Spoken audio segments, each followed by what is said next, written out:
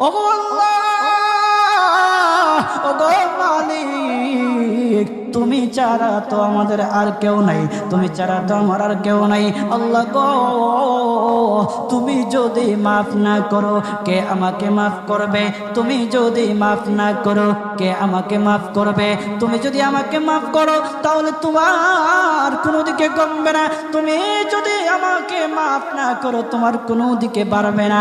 আল্লাহ গো, তুমি আমাকে মাফ করে দাও। সারাটা জীবন অন্যায় কাজ করেছি, সারাটা জীবন নাফরমানি করেছি, আমার কাছে কালেমার দাওয়াত কম আসে নাই, আমার কাছে কালেমার দাওয়াত কম আসে নাই, আমাকে লোকেরা কম বোঝায় নাই। ওগো আল্লাহ, তুমি আমাকে মাফ করে দাও। মাফ না করলে কোথায় যাব, কার কাছে যাব? বাবা যখন মারে তখন মার কাছে আশ্রয় নেওয়া যায়, মা যখন প্রহার করে তখন বাবার কাছে আশ্রয় নেওয়া যায়, বাবা মা যখন প্রহার করে তখন দুনিয়ার কারো না কারো কাছে আশ্রয় নেওয়া যায়। ওগো আল্লাহ, ওগো মালিক, তুমি যদি আমাকে মারো, তুমি যদি আমাকে আযাব দাও, ওগো আল্লাহ, কার কাছে যাব, কার কাছে গিয়া মাফ চাইবো? ওগো আল্লাহ, মেহেরবানি করে মাফ করে দাও।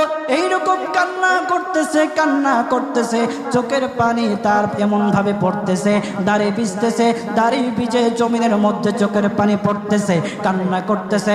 বান্দাটা কান্না করতে করতে করতে করতে আমার আল্লাহর কাছে এমন গ্রহণযোগ্যতা অর্জন করেছে, মহান আল্লাহ রাব্বুল আলামিন তার ডাকে সাড়া দিয়া তার জিন্দেগির সব গুনাহ মাফ করে দিয়েছে। হযরত মূসা আলাইহিস সালাতু ওয়াস সালামের যুগের ঘটনা। একজন বড় পাপিষ্ঠ ছিল, জীবনে এমন কোনো গুনাহ নাই যে গুনাহ সে করে নাই। তার গুনার প্রতি অতিষ্ঠ হইয়া, মানুষ তার গুনার প্রতি অতিষ্ঠ হইয়া গ্রামের লোকেরা তাকে হাত পা বেঁধে জঙ্গলের মধ্যে ফেলে দিয়ে আসে। জঙ্গলের মধ্যে থাকতে থাকে, কিছুদিন থাকার পর মালাকুল মউত যখন তার সামনে এসে উপস্থিত, এর আগ মুহূর্তে সে বান্দা আল্লাহর কাছে ডেকে ডেকে বলতেছে, ওগো মালিক, তুমি ছাড়া তো আমাদের আর কেউ নাই, তুমি ছাড়া তো আমার আর কেউ নাই।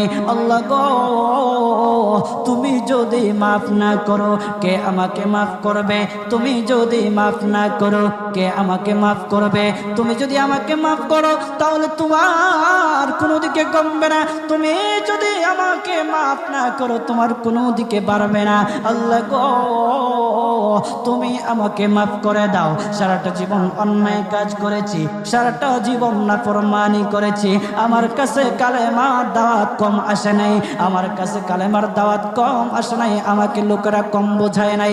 ওগো আল্লাহ, তুমি আমাকে মাফ করে দাও। মাফ না করলে কোথায় যাব, কার কাছে যাব?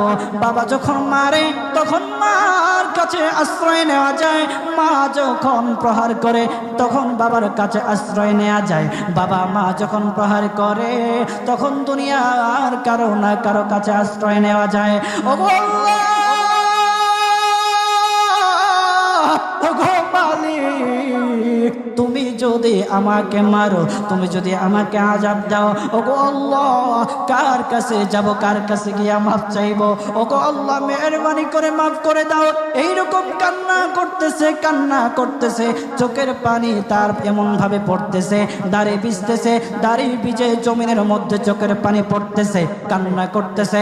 বান্দাটা কান্না করতে করতে করতে করতে আমার আল্লাহর কাছে এমন গ্রহণযোগ্যতা অর্জন করেছে, মহান আল্লাহ রাব্বুল আলামিন তার ডাকে সাড়া দিয়া তার জিন্দেগির সব গুনাহ মাফ করে দিয়েছে।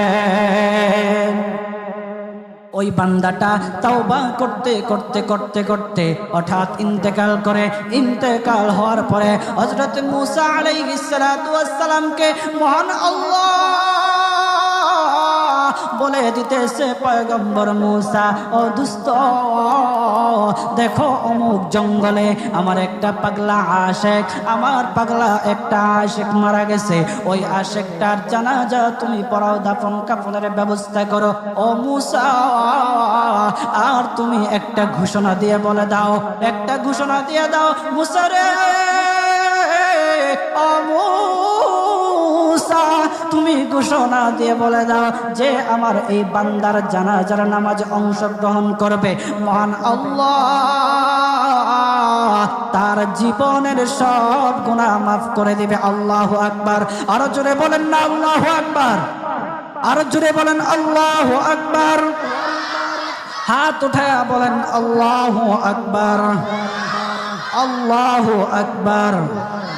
মুসলমান বাবাজি, গভীর মনোযোগ। হযরতে মূসা আলাইহিস সালাতু ওয়াস সালাম একটা পাহাড়ের উপরে উঠলেন। পাহাড়ের উপরে ওঠার পর তখন ডেকে ডেকে বলতেছে, ও উম্মতেরা রে, আমার উম্মতেরা শোনো, আল্লাহ রাব্বুল আলামিন একটা সুসংবাদ দিয়ে দিয়েছে। আমার আল্লাহ রাব্বুল আলামিনের একটা আশিক একটা ওই অমুক জঙ্গলের মধ্যে মারা গেছে, ওই পাগলা আশিকের জানাজার নামাজ অংশগ্রহণ করো। যদি জানাজার নামাজ পড়ো তখন আমার আল্লাহ তোমাদের জীবনের সব গুনাহগুলি মাফ করে দেবে। কেউ যদি নিজের গুনাহ ক্ষমা করাইতে চাও, কেউ যদি নিজের গুনাহগুলি ক্ষমা করাইতে চাও, তাহলে মহান আল্লাহ রাব্বুল আলামিনের ওই পাগলা আশিকের জানাজায় অংশগ্রহণ করো। তখন লোকেরা দলে দলে জানাজায় অংশগ্রহণ করার জন্য দলে দলে গেল, জানাজার নামাজ আদায় করলো। আদায় করার পর পয়গম্বর মূসা আলাইহিস সালাতু ওয়াস সালামকে বলতেছে, ওগো আল্লাহর পয়গম্বর, ও পয়গম্বর, যারা জানাজায় অংশগ্রহণ করার কারণে মহান আল্লাহ তার জীবনের সব গুনাহ মাফ করে দেবে, এমন মহা ব্যক্তি তো, এই মহান ব্যক্তিটাকে তো একটা নজরে দেখা দরকার, অবশ্যই দেখা দরকার, আমাদেরকে সেই ব্যক্তিটাকে দেখান। তখন মূসা আলাইহিস সালাতু ওয়াস সালাম বলতেছে, ঠিক আছে, তোমাদেরকে দেখানো হবে। তখন যখন দেখাতে গেলেন, দেখানোর সাথে সাথে লোকেরা বলল, পয়গম্বর আপনি কি বলেন, এই লোকটাকে তো আমরা ভালো করে চিনি, ওই লোকটা বড় পাপিষ্ঠ ছিল, বড় অন্যায়কারী ছিল, বড় জুলুমকারী ছিল। ওগো পয়গম্বর, সমাজে এমন কোন গুনাহ নাই যে সে করে নাই, সমাজে সব গুনাহ করেছে, সমস্ত গুনাহের সাথে সে জড়িত ছিল, সে জড়িত ছিল। তার গুনাহের কারণে আমরা অতিষ্ঠ হইয়া তার হাত পা বেঁধে আমরা তাকে জঙ্গলের মধ্যে ফেলে দিয়ে আসি। এই পাপিষ্ঠ বান্দা আল্লাহ তাআলার বড় আশিক হতে পারে কিভাবে, আল্লাহ তাআলার পেয়ারা হতে পারে কিভাবে? পয়গম্বর মূসা আলাইহিস সালাতু ওয়াস সালাম আল্লাহর কাছে ডেকে ডেকে বললে, আল্লাহ, লোকেরা কি বলতেছে আর তুমি কি বলো? ওগো আল্লাহ, এর সমাধান কি, এর সমাধান কি? সমাধানটা তো তুমি দিয়ে দাও। আল্লাহ রাব্বুল আলামিন পয়গম্বর মূসা আলাইহিস সালাতু ওয়াস সালামকে সমাধান দিয়েছে।